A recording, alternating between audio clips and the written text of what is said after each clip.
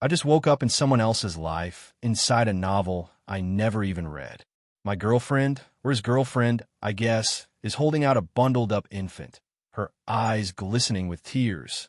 I'm still trying to get my bearings when a stream of comments, like a live chat feed, starts scrolling across my vision.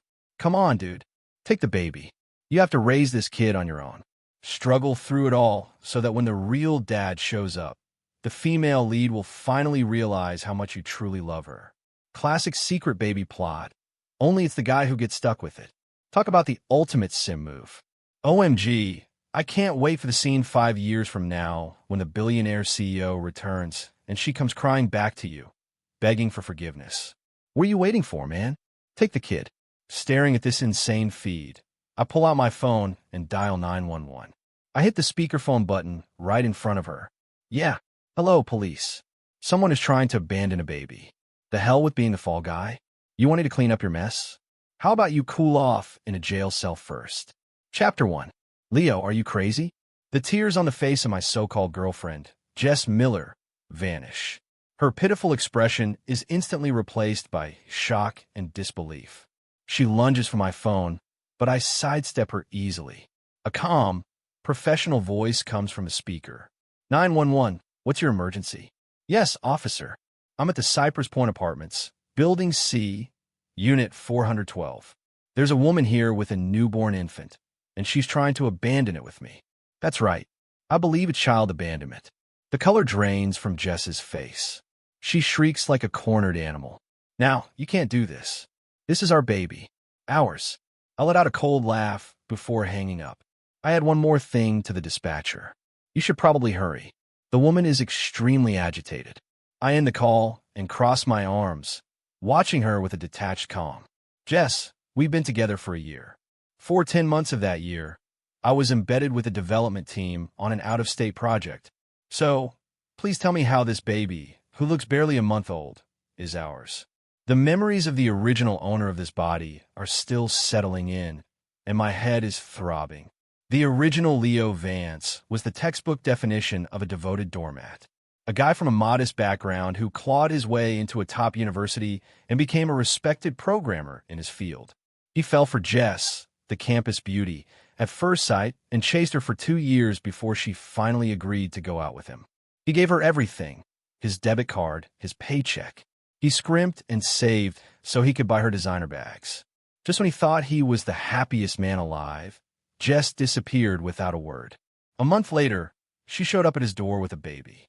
According to the original novel's plot, Leo was supposed to tearfully accept this premature child, quit his high-paying job, and raise the baby by himself while working odd jobs. 5 years later, the baby's real father, a domineering CEO named Connor Sterling, would descend from the heavens. Jess would cry that she had been forced, that Leo was the one she had always loved. Then, after a mountain of cheesy, melodramatic scenes, the CEO would win back the girl and gain a son in the process. And Leo, the useful tool, having fulfilled his purpose of making the female lead realize who she truly loves, will be quietly written out of the story, becoming nothing more than a faint, annoying memory. I look at the beautiful face now twisted with rage, and I feel absolutely nothing. You're lying, Leo. Don't you remember you came back to see me once before your trip? It happened that night. Jess is still scrambling for an excuse. I don't even bother arguing. I know the police will make her explain everything. How could you do this to me? Seeing that I'm unmoved, she switches back to her damsel in distress act, tears streaming down her face like a broken faucet. I know you're mad that I left without saying anything, but I didn't have a choice. I was taken by someone. She chokes on a sob as if the story is too painful to tell. Here it comes. The classic, I was forced by the powerful storyline. Just say it, girl. Tell him you were drugged, and it wasn't your fault. Dude, have a heart. She didn't mean for it to happen. The comment stream is going wild. I just want to laugh. If I hadn't shown up, the original Leo would probably be holding her and the baby in his arms right now, vowing to protect them for the rest of his life. Too bad for her. I'm not that kind of idiot. Just then, the doorbell rings. 2 uniformed police officers are standing in the hallway. Who called 911? I did, I say, stepping aside to give them a clear view of Jess, pale and trembling, clutching the infant. Chapter 2. The arrival of the police shatters any hope Jess had. She holds the baby, her body shaking like a leaf in the wind. "Officers, it's a misunderstanding." "All a big misunderstanding," she stammers. "This was just a joke between me and my boyfriend." The lead officer, a man with years of experience in his eyes, glances from me to her, his gaze finally landing on the baby.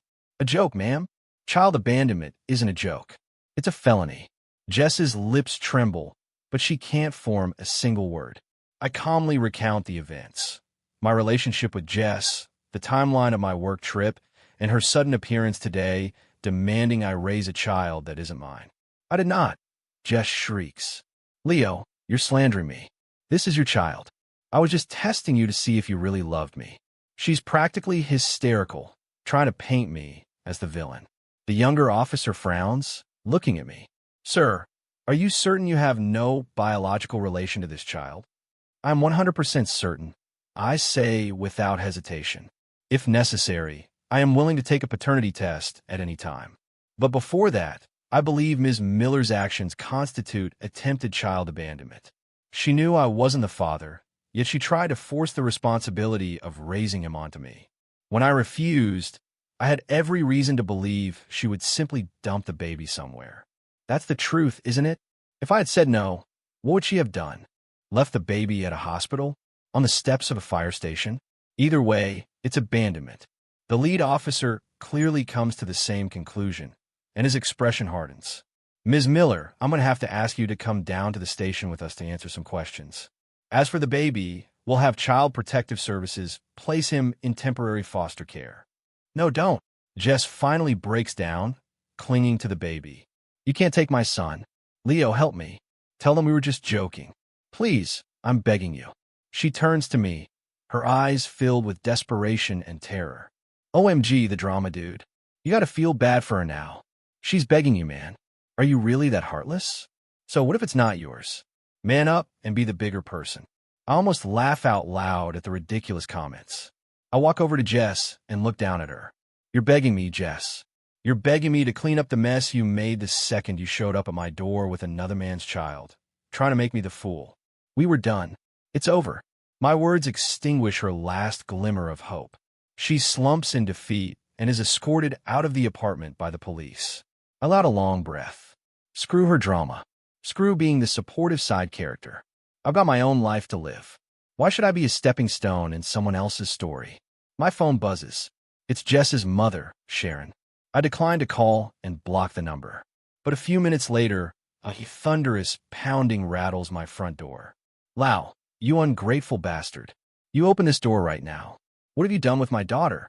I walk to the door, peer through the peephole, and see Sharon and Jess's father, Robert Miller. Their faces are red with fury. I take out my phone, start a voice recording, and open the door. Chapter 3. Leo, you son of a... Where did you take Jess? The moment the door opens, Sharon tries to charge in, her hands swinging at my face. I was expecting it. I take a step back and easily dodge the slap. She stumbles forward, caught by her husband before she can fall. "Mrs. Miller, let's use our words. Getting physical isn't going to solve anything," I say, holding up my phone so they can clearly see the recording in progress. Sharon freezes. Robert's expression darkens. "Leo, what is the meaning of this?" Robert asks, his tone hostile as he studies his wife. "Where is Jess?" "At the police station," I say, leaning against the doorframe. "She's being investigated for felony child abandonment." "What?" They exclaim in unison, their faces a mask of shock. Sharon's voice immediately rises to a screech. "You're lying. That baby is yours. How could it be abandonment? You're defaming her. I'm going to sue you. Whether it's mine or not is something a paternity test will clear up very quickly," I say, finding their terrible acting almost amusing. "Mr. and Mrs. Miller, don't tell me you two also thought that baby was mine." Robert and Sharon exchange a nervous glance. So what if you were mistaken?" Robert says, adopting a patronizing tone. "Jess is young. She made a mistake. It happens. You're the man here. You can't hold it against her. Get down to the station right now. Clear this whole thing up and bring Jess home. That's right. Go now, or you'll have to answer to us, Sharon chimes in. Looking at this pair, I finally understand. Jess's selfishness was learned at home. I can't do that, I say, shaking my head. I'm the one who filed a report. If I go back on my story now, that's filing a false police report. Sharon points a trembling finger at me. Ungrateful brat. If it weren't for our just choosing you, what would you be right now? My daughter being with you was the luckiest day of your life. And now you dare to do this to her. Oh, really? The corner of my mouth curls up because I remember things differently. I remember pursuing Jess for 2 years. And when she finally said yes, you two couldn't stop complaining that my family didn't have money. You never missed a chance to look down on me. As for Lucky, I pause, my gaze sweeping over their panicked faces, raising another man's child, throwing away my own future, and ending up with nothing. If that's your idea of good fortune, you can have it. You know Robert's face finally changes. Know what? That the baby isn't mine, or that your whole family had a plan to use me as a free babysitter until the time was right to go shake down the real father for a payday. My words hit them like a thunderclap. The blood drains from their faces. They never imagined I knew the whole story. Don't you dare say such things, Sharon stammers, still trying to deny it. Am I lying? You know the truth, I say, holding up my phone. I recorded this entire conversation. What do you think the police will say when I hand this over to them? They both stop breathing, their eyes fixed on my phone in terror. Leo, what do you want? Robert finally caves, his voice trembling. I don't want anything, I say, putting my phone away, my expression cold. I just want to live my life. From now on, stay away from me. What happens to Jess is her own damn fault. If you want to keep making a scene, I have no problem making this even bigger. We can let everyone see what kind of people you really are. With that, I slam the door in their faces. I thought that would be the end of it for a while, but half an hour later, I get a call from an unknown number. The voice on the other end is a young man's, dripping with arrogance. Is this Leo Vance? It is. I'm Connor Sterling's attorney. I'd like to discuss the matter of Jessica Miller and the child. Connor Sterling, the name I'd only seen in the comic stream. The novel's true male lead, the baby's father. He finally decided to show up. Chapter 4. Discuss what? It's very simple. The lawyer says, his voice flat and robotic. We will transfer a sum of money to you. $500,000. In return, you will go to the police, withdraw your complaint, and publicly state that the child is yours, that you and Ms. Miller simply had a lover's quarrel. $500,000. He's certainly not cheap. Here it is, the billionaire's money bomb. $500,000. That's like what? 5 years' salary for a regular programmer. Take the money and run, dude. Get out of there. You be set. The comment stream is back with more terrible advice. And if I say no, I ask a small smile on my face. The lawyer seems taken aback by my refusal. He pauses, and when he speaks again, his voice has a slight edge of menace. Mr. Vance, you're a smart man. You should know which choice is in your best interest. Mr. Sterling's influence is not something you can comprehend. Opposing him will do you no good. Is that so? I reply, because from where I'm standing, opposing him sounds like a lot of fun. You tell your boss. I interrupt. If he wants to solve a problem, he can come see me himself. Sending his attack dog just shows he doesn't take this seriously. I hang up. Sorry, but threats don't work on me. I open my laptop and log into an old encrypted email account. This is where the original Leo kept all his secrets. That's right. The original guy wasn't as simple as he appeared. He was a highly skilled white hat hacker. He didn't get his job at one of the top tech firms in the country because of his degree. He got it because he once breached their firewall, submitted a report with over 100 security vulnerabilities, and was recruited by the CTO on the spot.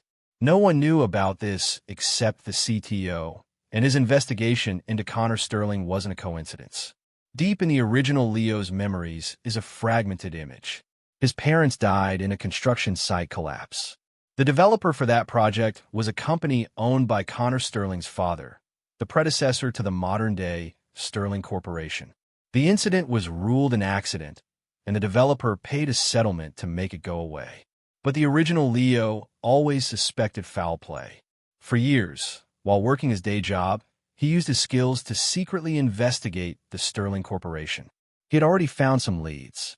The Sterling Corporation's early history was filled with shady deals and cut corners. That accident years ago was likely no accident at all, but a man-made disaster caused by using substandard materials to save money. But before he could find the smoking gun, the drama with Jess threw his life into chaos, and he ultimately died of a broken heart, which is where I came in. I look at the scattered files and clues in the inbox, and my eyes turn to ice. Connor Sterling, Jess Miller. Looks like we have a score to settle.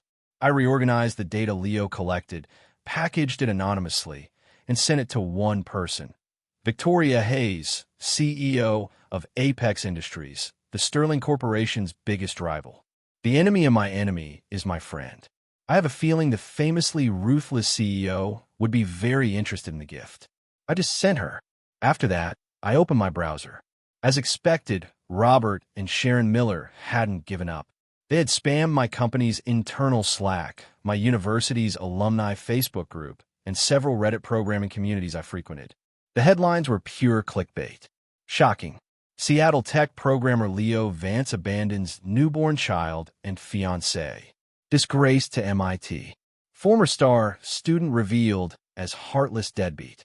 In the posts, they painted me as a manipulative monster who plays with women's emotions. They portrayed themselves and Jess as the poor, innocent victims. They even included a photo of Jess, tears streaming down her face as she clutched the baby. The internet, of course, went wild. Colleagues, fellow alumni, and random strangers who didn't know the first thing about the situation began tearing me apart. I can't believe Leo is that kind of person. I totally misjudged him. This is disgusting. He should be fired immediately. Someone find this guy's address. Dox him. Make his life a living hell. The comments were a cesspool of filth. Soon enough, my company's HR department called. They told me I was being placed on temporary leave pending an internal investigation. I agreed calmly. I knew this was just Connor Sterling's opening move. The real storm was yet to come. Chapter 5. The storm hit faster than I expected. The next morning, my landlord called, telling me in no uncertain terms that I had 3 days to move out or he'd have my stuff thrown on the street. When I asked why, he stammered for a bit before snapping. Look, you pissed off someone important. I can't have you bringing that kind of trouble here. Right after that, I discovered my bank accounts were frozen. All my credit cards and payment apps were declined. I was now a broke, soon-to-be homeless, and publicly shamed outcast. Sterling's methods were simple, brutal, and effective. It's over. The protagonist is cornered. The CEO's power is insane. How can he possibly fight back? Just get out of town, Leo. Live to fight another day. The comment stream was in full panic mode, but I was perfectly calm. I still had a few hundred in cash, enough to last a few days. I grabbed my backpack, which held my most important asset, my laptop. Then I headed to the biggest 24-hour internet cafe in the city. The screen flickered to life, its blue glow illuminating my face. You think this can stop me, Connor? You seriously underestimate what a top-tier hacker can do. First, I needed money. I logged into several overseas crypto exchanges. Using a few zero-day exploits I discovered in the past, I executed a series of lightning-fast, high-frequency trades. The money moved through dozens of anonymous wallets, erasing every trace. 30 minutes later, an untraceable offshore account under my control was richer by $200,000. It was more than enough to handle my current crisis and fund the next phase of my plan. With my finances secure, it was time to fight back. I started by hacking into Robert and Sharon Miller's phones. These two were a goldmine. Their text messages laid out the entire scheme. How to use Jess to get close to a man like Connor Sterling, how to trick me into being the fall guy, and how, once the child was a little older, they would use him to demand an exorbitant amount of child support from the CEO. They had even discussed which mansions to buy and what luxury cars to get once the money came through. The best part was a text exchange between Sharon and one of her friends from her bridge club. She bragged about how clever her daughter was, having 2 men wrapped around her finger. She openly mocked me, calling me an idiot who was being played for a fool. That Leo is a total blockhead. One text read, All he knows is how to type that stupid code. Jess tells him to jump, and he asks how high. He'll probably thank us for letting him raise the baby. Another one said, as soon as we get the money from Mr. Sterling, we'll kick him to the curb. He'll just be in the way. I compiled all of these text messages, screenshots of their social media posts slandering me, and sent the entire package as a direct message to every single person who had insulted me online. Chapter 6. The internet moves at the speed of light. In less than an hour, the entire narrative had flipped. The same people who had been calling for my head were now champions of justice, directing their fury at the Miller family. Holy SD, what a twist. We were all used. This family is disgusting. They're absolute parasites. I feel so bad for Leo. They scammed him, cheated on him, and almost made him a cuckold. Fired Jessica Miller. People like Sharon and Robert Miller belong in jail. My former company's Slack and the alumni Facebook group exploded. Robert and Sharon's phones were bombarded with angry calls and texts. Their home address and workplaces were doxed and posted online. Someone even threw paint on their front door, scrawling scammers and liars on the walls. The HR manager from my company called again, her tone completely different.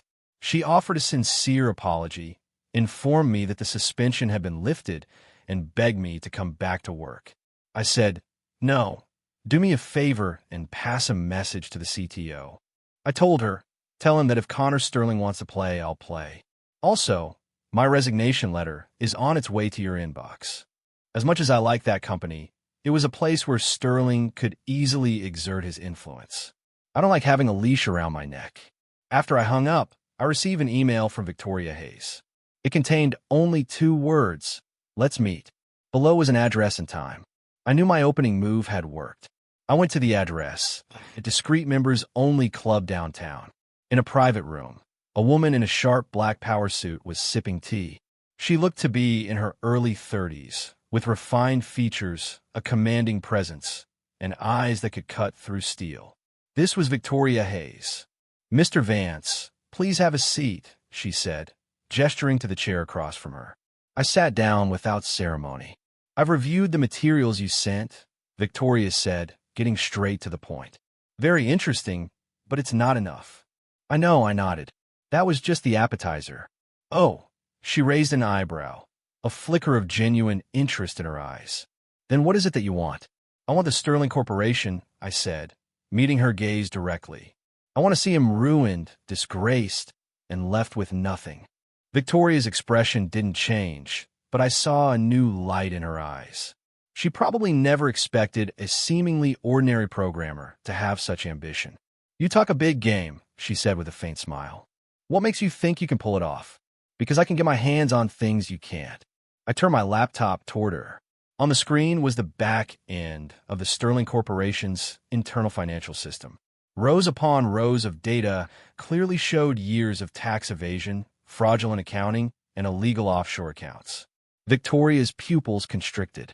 She stared at the screen, her breathing becoming just a little faster.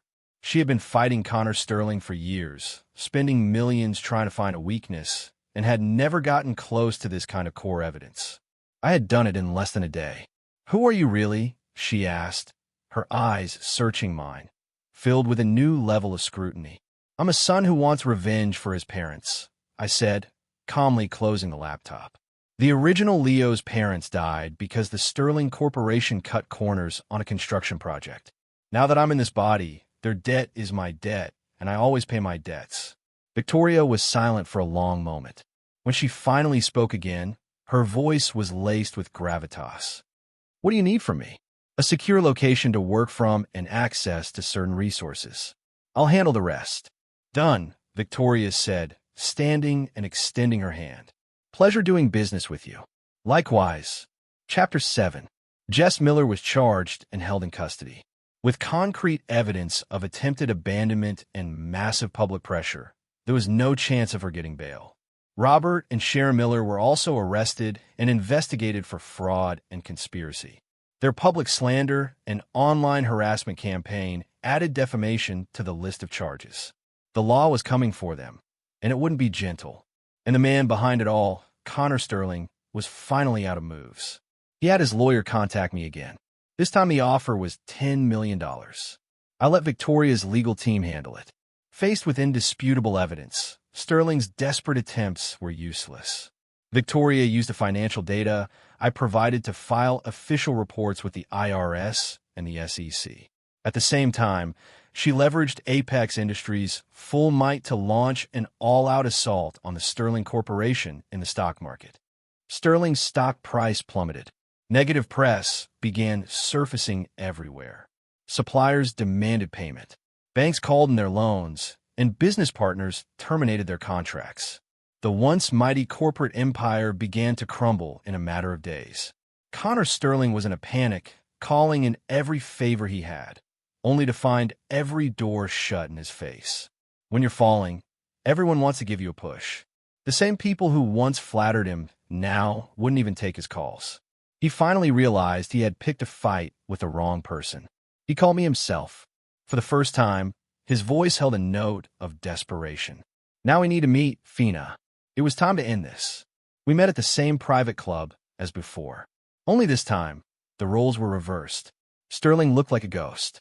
His eyes were sunken, and a rough stubble covered his jaw. The arrogant, untouchable CEO was gone. Just tell me what you want, he said, his voice trembling. What I want? I think you know, I said, pouring him a cup of tea. Is it worth all this? Just for a woman? He stared at me, his eyes burning. You can have Jessica. I'll give you more money. Just call this off. Leave my company alone. I laughed. Connor, do you really still think any of this was about Jess? What else could it be? Do you remember a construction site collapse 15 years ago, south side of the city? I asked slowly, watching him. The color drained from his face. For the first time, I saw genuine fear in those arrogant eyes. 2 people died in that accident. My voice was quiet, but each word landed like a hammer blow. They were my parents. You. He pointed at me, his lips trembling, unable to finish the sentence. That's right, I said, standing up to look down on him just as he had once looked down on the world. I'm the son of the victims you paid off with a few $100,000 and forgot about. You thought you covered your tracks. You thought time would bear your sins. I'm here to tell you, Connor, what goes around comes around. You and your father built your empire on blood and lies. Today, you're going to pay back that debt with interest. My words were the final straw. Connor Sterling collapsed back into his chair, his face ashen. He knew it was over. Chapter 8. The rest was just a formality. Connor Sterling and his father were found guilty of numerous crimes, from manslaughter for the construction accident to massive financial fraud. They were sentenced to life in prison. The Sterling Corporation went bankrupt. Victoria's Apex Industries acquired most of its valuable assets. Jess Miller was convicted of child abandonment and defamation and sentenced to 3 years in prison. Robert and Sharon Miller also faced the consequences of their fraud and slander, receiving their own prison sentences. The storm that had consumed my life over the past few weeks was finally over. Using the settlement money from the Sterling lawsuit and the bonus Victoria gave me, I bought a large penthouse apartment downtown. Standing at the floor-to-ceiling windows, looking out at the endless stream of city lights, the whole experience felt surreal. Victoria came to stand beside me, handing me a glass of red wine. So, what's next for you? She asked. A vacation, I said. Then maybe I'll start my own cybersecurity firm. Have you ever considered a position at Apex? She offered. The CTO role is yours if you want it. I smiled and shook my head. I think I prefer being my own boss. Fair enough, she said, not pressing the issue. She raised her glass. Well, either way, congratulations to you as well, I said, clinking my glass against hers. We smiled at each other. Nothing more needed to be said. After tying up all the loose ends, I found myself doing something unexpected. I drove to the city's foster care facility. Through a pane of glass in the nursery, I saw the baby. He was sleeping peacefully in the arms of a caregiver. He was innocent in all of this. He didn't deserve to pay for his parents' mistakes, but I couldn't bring myself to feel anything for him. I'm no saint. I can't love the child of the man who killed my parents. Instead, I made a large anonymous donation to the facility with a fund specifically earmarked for improving the living conditions and educational resources for all the children there. It was In a way, a final closing chapter on the original Leo's misguided love, a period at the end of a sentence. As I left the building, the sun was bright. I pulled out my phone, and for the first time in a while, I noticed a few new comments scrolling faintly across my vision. Holy crap, the ultimate comeback story. This is how protagonists should act. No noise, no. All brains and brutal efficiency. So, did he get together with the hot CEO at the end? I smiled and put my phone away. My new life was just beginning.